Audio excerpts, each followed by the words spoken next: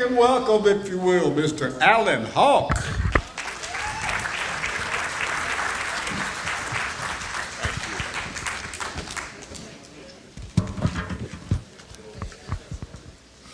How y'all doing? Is this on all right? Like, it don't sound like it is. I'm always excited when I come over here, and I think about the first time I came. I was up here doing my poems and a couple jokes and stuff, and I happened to look back in the shadows and already excited, and my heart just like skipped a beat because of all the people, a superstar was back there in the back. Y'all probably heard of her before, Dolly Parton. And I looked back and I said, man, I can't believe I'm up here usually I'm watching her on TV or something. Here she's watching me, and it just like, I couldn't even think of what I was doing. I couldn't wait to get back there and meet her. And as soon as I come off, I went back and I run around through the restroom. I come up, it wasn't even her. It was two bald-headed guys sitting next to each other. I tell you. You talk about disappointment. Yeah.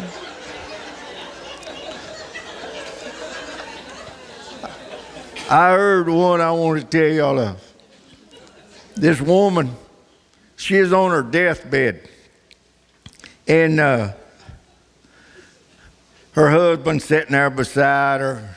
She just about gone. She opened her eyes a little bit. She said, honey. He said, yes, dear. He jumped it. She said, I have a confession to make. He said, what's that, baby? She said, well, you know when that $10,000 was missing out of your safe, I was the one stole it. And I took your best friend, and me and him sneaked off to Las Vegas and spent every bit of it, and you never knew nothing about it. He said, that's all right, honey, don't worry about that right now. Don't worry. She said, honey, I have another confession. He said, what's that? Well, I'm the one turned you into the IRS for tax evasion. He said, honey, don't worry about that now. There's no time to worry about. I have a little confession to make myself. I'm the one what poisoned you.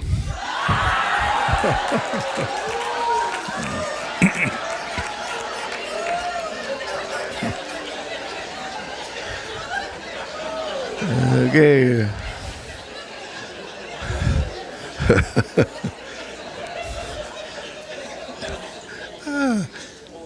The first poem I want to do for you is called Standing on the Corner. He stands on the corner of Walnut and First, wearing tattered old trousers and a dirty white shirt. Somewhere in his past, back through the years, he made a wrong turn, and that's how he got here. Standing on the corner of Walnut and First, asking for a handout to quench his thirst. Some fruit of the vine to flow through his veins, to set his mind right and to ease his pain. He don't know what's ahead, he don't care anymore. He's burned all his bridges and locked all his doors. Just another lost soul the devil has cursed, standing on the corner of Walnut and First. Thank you.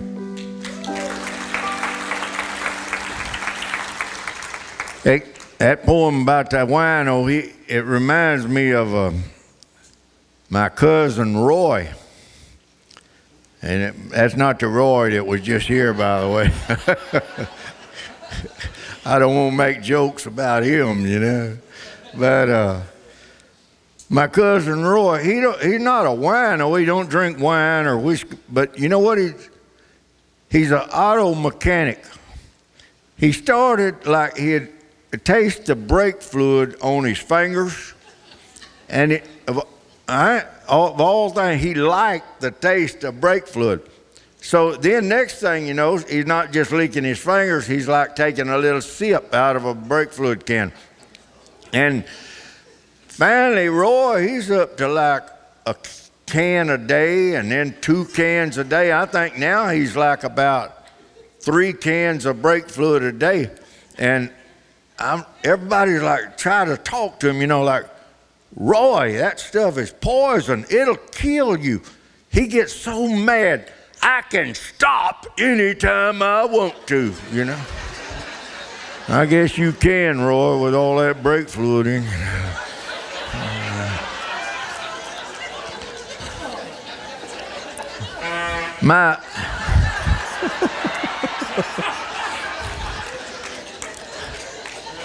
Roy ain't too smart. My grandson, he's smart sometime, and then sometime, it's like his IQ fluctuates.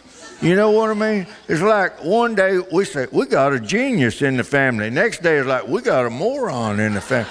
Same kid.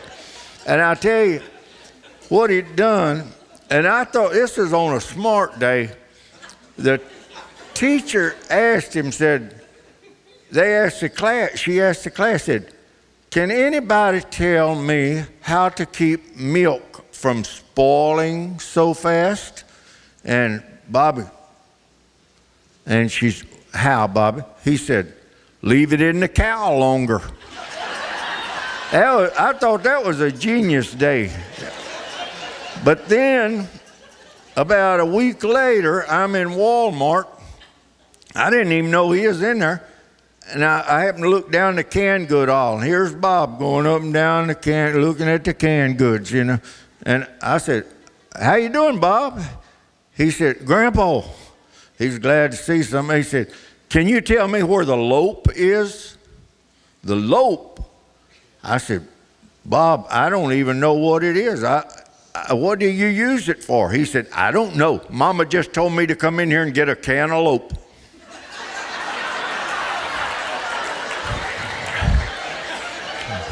That was his dumb day.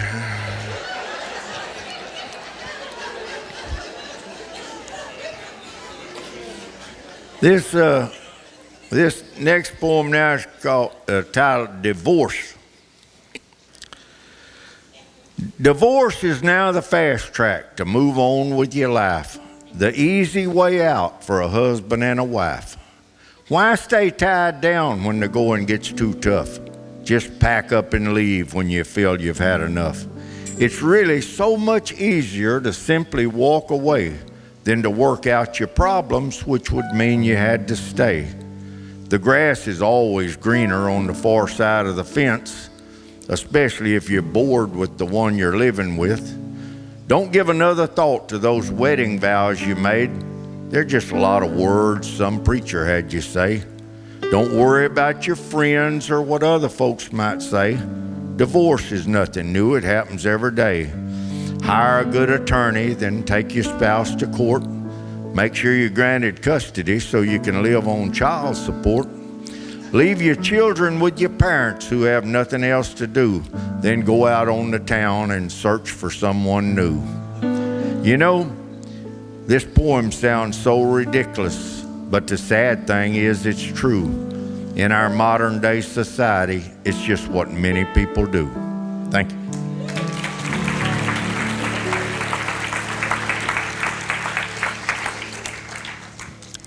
I hear about these 3 men. They were lost in the mountains. They had been lost for several hours, no idea where they was, and they was going around, and it was getting later and later, and they was getting more worried, and finally one of the guys slapped their leg and said, man, I just remembered I have a big map of the area in my inside jacket pocket. He pulled the map out, and they all got excited. He got down on his hands and knees, spread that map out, put some little rocks on the sides so it wouldn't blow away. He got down there on his hands and knees. He went to studying that map. He'd measure a little bit. He'd raise up and look around, go back, figure some more. Them guys just hovering over him, like, oh, good, Bob's taking care. He'd just get down there and measure and check, look around. About 20 minutes he did that. In a minute he raised up and he looked around and said, boys, I figured it out. I know where we're at. He said, you see that hill over there with the little clearing on top? They said, yeah. That's where we're at. So, anyhow.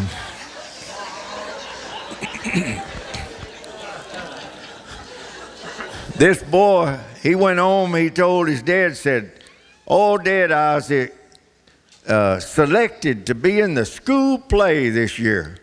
His dad said, "Oh, great, son. What kind of part you got?" He said, "Well, I get to play the part of a man that's been married for 20 years.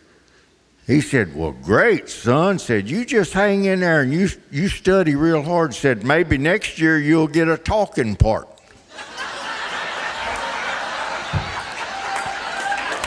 Okay.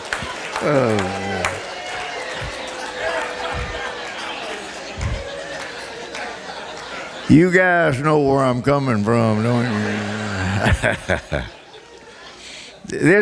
This poem here is called "Food for the Multitude." It was during the Great Depression. The year was 1932. My dad was out of work and we were out of food. We lived on the edge of town beside the railroad tracks. The noise of them freight trains used to echo through our shack. We'd sat out on the back steps and watched trains go by, looking at all them boxcars, wondering what was inside. Daddy always kept his faith to keep his family fed, so he bowed his head one morning and this is what he said. "Lord, you know there are no jobs. I've been down every street. But we ask that you might bless us, please, with just a bite to eat." Then Daddy's words were silenced by a deafening whistle scream, and just outside the window we could see the crashing train. When the dust cloud finally settled, we ran out of the house. At least a dozen boxcars lay scattered all about. Miraculously, no one was hurt in the town or on the train. Then a swarm of hungry people converged upon the scene. It seemed 100 kinds of produce poured from that broken wood, and we ate all that we wanted and canned what all we could. A man from the railroad told us to help ourselves, that the markets had deemed the food unfit for placement on their shelves. Now I'm always reminded when a freight train passes through of the prayer that I saw answered way back in 32. Thank y'all.